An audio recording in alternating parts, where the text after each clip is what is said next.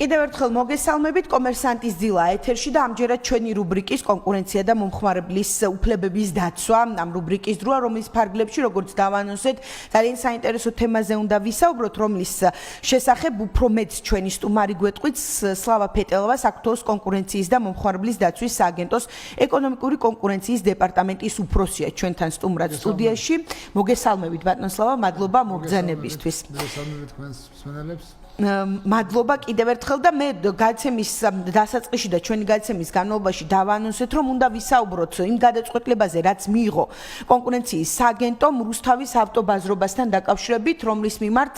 მიღებული არის დაჯარიმების გადაწყვეტილება, თუმცა მოდით სულ თავიდან დავიწყოთ, ხომ რა ეტაპები გაიარა სააგენტომ შესწავლის განმავლობაში და საბოლოო ჯამში რა დადგინდა, რა დარღვევა დადგინდა, რის გამოც მოკლედ საბოლოო ჯამში მოხდა რუსთავის ავტობაზრობის დაჯარიმება. მოგესალმებით კიდევ ერთხელ, მოგესალმებით თქვენს მსმენელებს. დიდი მადლობა მოწვევისთვის და რაც შეეხება უშუალოდ კონკურენციის და მომხმარებელთა უფლებების დაცვის სააგენტოს მიერ მიღებულ სულ რამოდენიმე კვირის უკან მიღებულ გადაწყვეტილებას, რომელიც 14 მაისს იქნა მიღებული. გადაწყვეტილება ეხებოდა რუსთავის ავტობაზრობასა და ასევე ესე იგი მიკადო ჯორჯიას კომპანიას, რომლებიც საბოლოო ჯამში მოკლევის ფარგლებში კონკურენციის და მომხმარებელთა უფლებების დაცვის სააგენტოს მიერ მიჩნეულ იქნენ ურთიერთდაკავშირებულ კომპანიებად,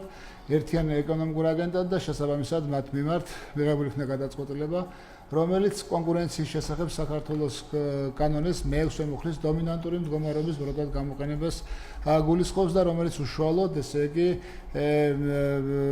შესყიდვის ან გაყიდვის არასამართლიანი ფასისა და ან სხვა არასამართლიანი სავაჭრო პირობების ფიქსირებას დადგენას ესე იგი გულისხმობდა. შესაბამისად ამ კომპანიების მიმართ კონკურენციის და მომხმარებელთა უფლებების დაცვის სააგენტომ დაარღვევა და ფიქსირა ჭარბი ფასის ნაწილი, რომელიც თავისთავად ჭარბი ფასი არ წარმოადგენს ესე იგი დარღვევას, თუ რა თქმა უნდა ის არ იქნება არასამართლიანი თავისთავად ან არასამართლიანი კონკურენტი კომპანიების ფასებთან მიმართებით. კი ბატონო, აი ჯარიმის მოცულობაც გითხარით საკმაოდ სოლიდური თანხაა, ხო? შეეხება უშუალოდ ჯარიმის მოცულობა კანონმდებლობით განისაზღვრება, უბრალოდ წინა ჯარიმის ესე უშუალოდ გადაწყვეტილების მიღების წინა წლის ერთობლივი შემოსავლიდან გამომდინარე და პროცენტული მოცულობაც დადგენილია ესე იგი კანონის საფუძველზე მაქსიმალური არის 5% პირველ შემთხვევაში დარღვევის, მეორე შემთხვევაში 10%, თუმცა კონკურენციის სააგენტოს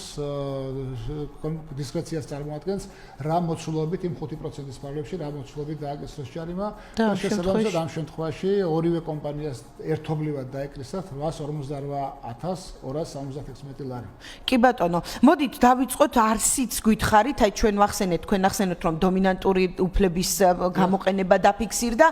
როგორ მოხდა მომართვა და საბოლოო ჯამში რა დადგინდა? კი ბატონო, მოკლედ კონკურენციის და მომხმარებელთა უფლებების დაცვის სააგენტოს განცხადების საჩივრით მომართეს. ჯერ იყო განცხადება, რომელსაც ავტოიმპორტერთა ასოციაცია წარმოადგენდა, თუმცა მას მოყვა უკვე კონკრეტული ავტოიმპორტიორების ფიზიკური პირისა და იურიდიული პირის, ესე იგი ორი ადამიანის, ერთი იურიდიული პირის და მეორე ფიზიკური პირის საჩივრი არის შემოვიდა კონკურენციის და მომხმარებელთა უფლებების დაცვის სააგენტოში, რომლებიც უჩიოდნენ რუსთავის ავტობაზრობას პარკირებაზე. ესენი იყვნენ ავტოიმპორტერები, რომლებიც ავტომობილების რომლებსაც ჩამოყავდათ ავტომობილები მათი შემდგომი რეალიზაციის მიზნით და ისინი რუსთავის ავტობაზრობაზე ახდენენ ავტომობილების პარკირებას. ანუ სარგებლობენ ავტობაზრობის ტერიტორიით, ხო? სარგებლობდნენ და შესაბამისად ავტობაზრობა მათ პარკირების საფასური გაუძვირა ერთხელ, გაუძვირა ორჯერ, გაორმაგდა ერთხელ, მე შემდეგ კიდევ გაორმაგდა, მათ ჰქონდათ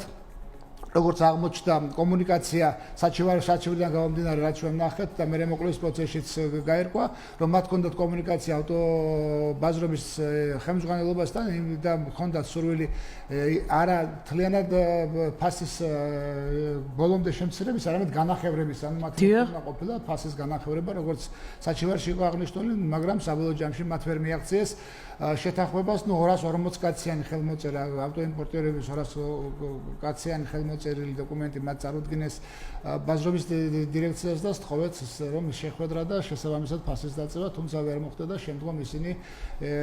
იძულებული გახდნენ კონკურენციის და მომხმარებელთა უფლების დაცვის სააგენტოს მიემართათ როგორც თვითონ განაცხადეს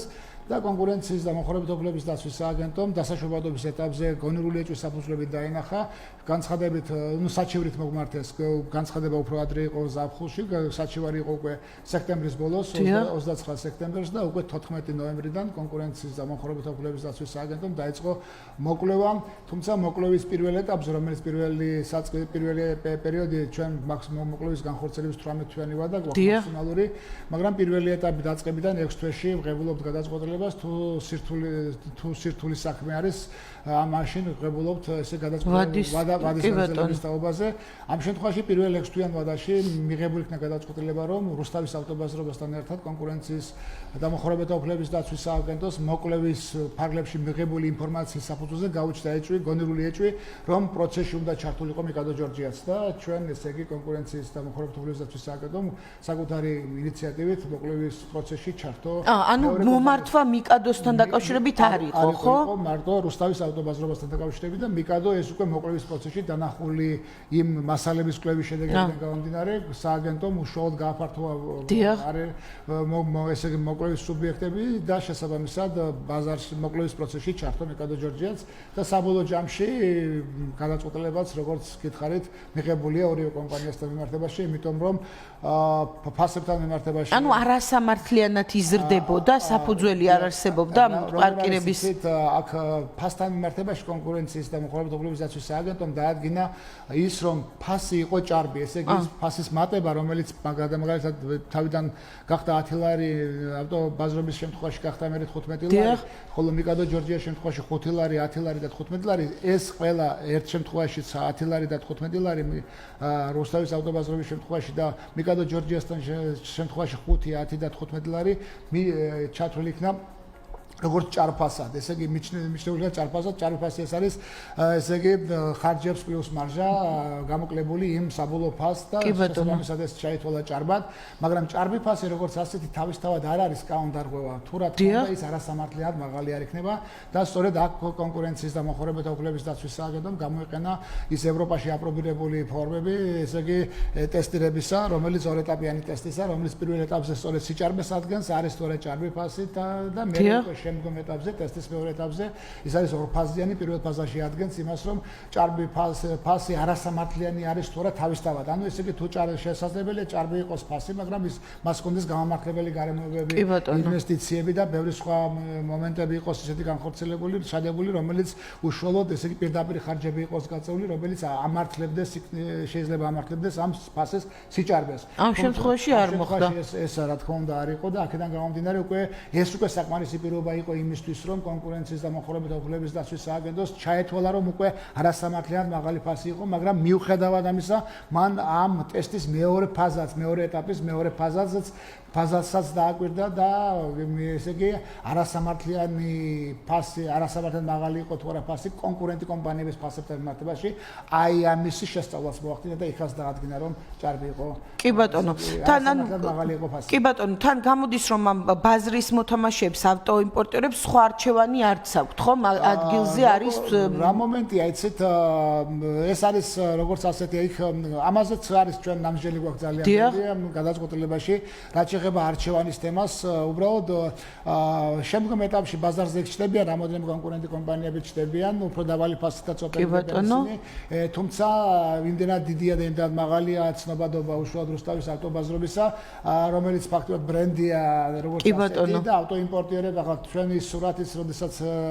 დავაკვირდით 21-22-23 წლების სურათს, დავინახეთ, რომ ფაქტობრივად მიუხედავად იმისა, რომ ფასების მატებას ჰქონდა ადგილი 23 წელს, მაგალითად რუსთავის ავტობაზრობისა და მიკადო ჯორჯიას მხრიდან, მათ ესე იგი მათ ტერიტორიაზე ავტოიმპორტერთა რაოდენობა არ შემცირებულა. უფრო აქ რაც შეეხება მე საუბრობ რუსთავის ავტობაზრობას და მიკადო ჯორჯიაზე, მინდა ხაზი გავუსვა იმ გარემოებას, რომ ჩვენ აქ ორი სხვადასხვა ბაზარი გვაქვს შესწავლილი. ეს მიუხედავად იმისა, რომ რუსთავის ავტობაზრობა და მიკადო ჯორჯიას ერთიან ეკონომიკურ აგენტთან მიმართებაში ჩვენ გამოვიტანეთ გადაწყვეტილება, ჩვენ აქ ერთ შემთხვევაში რუსთავის ავტობაზრობის შემთხვევაში ჩვენ ესე იგი შევისწავლით ბაზარი განსაზღვროთ როგორც როგორც ასეთი, ესე იგი საპარკინგე მომსახურების ესე იგი ავტომობილების რეალიზაციის მიზნით საპარკინგე მომსახურების შეთავაზების ბაზარი ერთ შემთხვევაში, ხოლო მეორე შემთხვევაში მიკადო ჯორჯიას შემთხვევაში ჩვენ გვაქვს განსაზღვრული ბაჟოს სატერმინალო მომსახურების ბაზარი. ანუ ბაზრები არის განსაზღვრული პროდუქციული საზღვრები არის ბაზრებში განსაზღვრული. კი ბატონო, აქ ამ ინფორმაციაში რაც გავრცელდა სააგენტოს მხრიდან აღნიშნული არის რომ სავალდებულო რეკომენდაცია გაიცა. ხო ესეც რომ განმარტოთ, ანუ ჯარიმის გარდა მათ დაევალათ ტარიფების კორექტირება თუ როგორ გაგრძელდება ეს პროცესი? მოგახსენებთ, აი რაც შეეხება ჯარიმის ნაწილს, ჯარიმასთან მიმართებაში მინდა ამოვწურო, აი ჯარიმას იკისრება სუბიექტ ჯარიმის დაგისრებასთან მიმართებით კონკურენციის და მომხრობეთა უფლებების დაცვის სააგენტოს აქვს სარეკომენდაციო ისე აქვს სახელმწიფო დოკუმენტი ჯარიმების შემუშავების პროცედურებთან დაკავშირებით და ამ რეკომენდაციები, ну, აქ გამსაზღვრელი არის ესე იგი იმის რა ქვია დარგვის სიმძიმე და ხანგრძლივობა, ზიანი, რა ზიანი და მიადგა ბაზარს და რამდენი იყო სარგებელი შესაბამისად მიღებული იმ ყენებული ზიანი. აი ამ ფაქტორების გათვალისწინებით, ყველა ამ ნიუანსის გათვალისწინებით ხდება საბოლოო ჯამში ჯარიმის დაგისება. რაც შეეხება უშუალოდ სავალდებულო რეკომენდაციას სააგენტომ ესე იგი მართალია სანქცია დააკისრა კომპანიას, მაგრამ ჩვენ რომ სხვა დარგვა მაგალითად მეშვიდე მუხლი რომელიც შეთანხმებულ ქმედებას გულისხმობს, შეთანხმებულ ქმედების შემთხვევაში ჩვენ როდესაც დარღვევას ვაფიქსირებთ, პირდაპირ ვეუბნებით რომ თქვენ ეს კონკრეტული დარღვევა დაგიფიქსირდათ, ვაჯარიმებთ და ვეუბნებით რომ გამოასწორეთ. ანუ ის ხელშეკრულება უნდა შეწყვიტოს, ის ხელშეკრულება უნდა მოშალოს, რომელიც ხელშეკრულების ფარგლებშია, ან შეთანხმებულ ქმედების ფარგლებში მოხდა შესაბამისი დარღვევა. თუმცა დომინანტური მდგომარეობის ბროდად გამოყენების ნაწილში ჩვენ შეფასება გავაკეთეთ 2023 წელზე. 21, 22, 23 წელი და 23 წელთან მიმართებაში ჩვენ დავინახეთ რომ არასამართლიანად მაღალი იყო ტარიფი, თუმცა ეს არამხოლოდ არნიშნავს იმას რომ 24-ში და 25-ში შესწავლის გარეშე ჩვენ ვთქვათ რომ ფასია ეს ანუ ავტომატურად ვერ გავრცელდება. ვერ გავრცელდება იმაზე რომ ფასი თუ დასაწევია თვითონ უნდა განსაზღვროს და ნახოს მოსიგებდეს და კონკურენციის ორგანოს არ შეექმნას გონურული ეჭვის საფუძველი იმისი რომ ახალი შესწავლა დაიწყოს. რამე თუ მაგალითად 23 წელს თუ სიჭარბე დაუდგინდა და არასამართლად მაღალი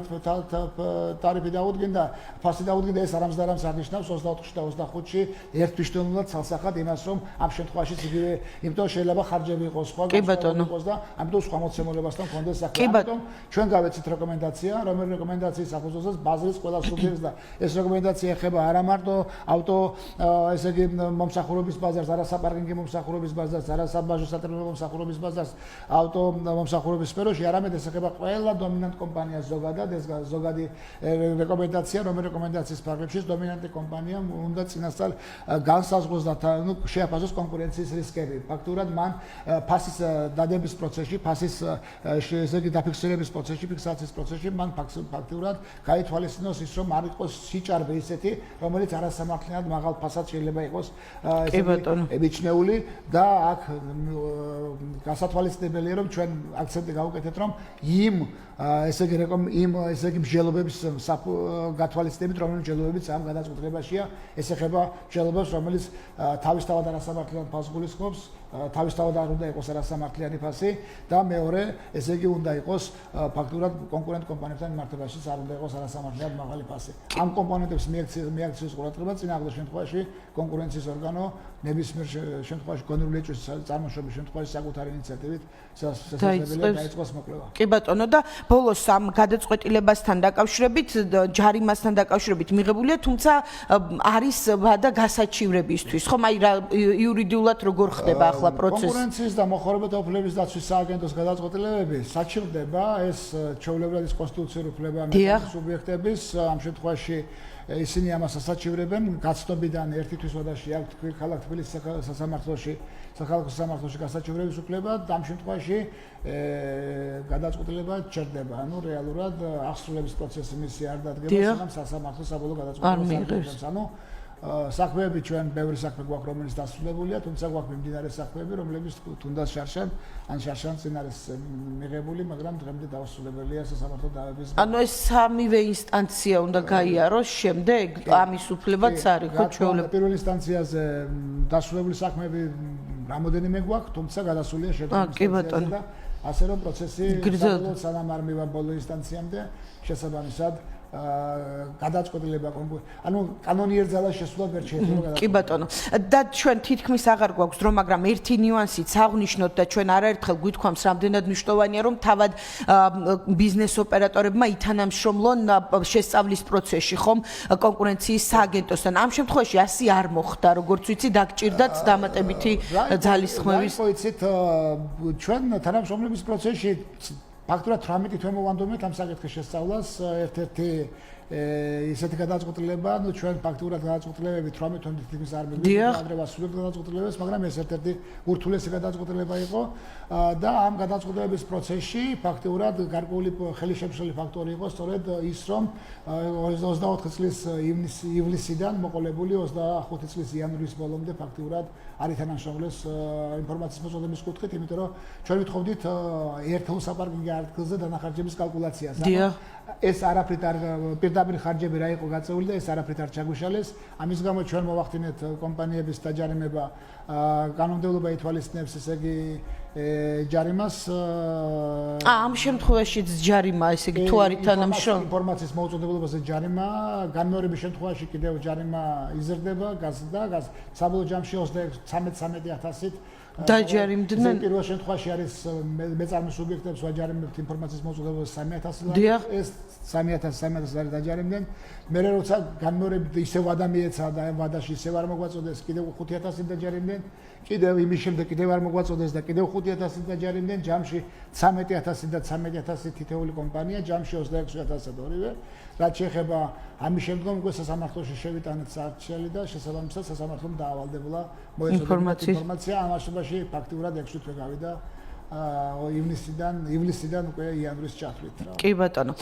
დიდი მადლობა ამომწურავი ინფორმაციისთვის. წარმატებებს გისურვებთ. სლავა ფეტელავა საქართველოს კონკურენციისა და მომხმარებლის დაცვის სააგენტოს ეკონომიკური კონკურენციის დეპარტამენტის უფროსი იყო ჩვენი სტუმარი და ჩვენ ვისაუბრეთ გადაწყვეტილებაზე, რომლის მიხედვით რუსთავის ავტობაზრობა კონკურენციის სააგენტომ 848,276 ლარით დააჯარიმა. რა გახდა ამის მიზეზი და საფუძველი სწორედ ეს თემა გავშალეთ. რუბრიკის ფარგლებში კი მომავალ კვირამდე გემშვიდობებით ნახვამდის.